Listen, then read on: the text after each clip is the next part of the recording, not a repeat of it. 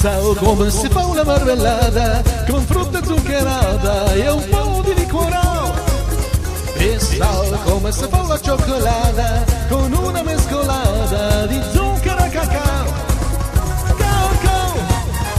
Cacao, cacao del gusto esagerato. Cacao, però cacao meraviglioso. Cacao meraviglioso, che meraviglia sto cacao meraviglioso.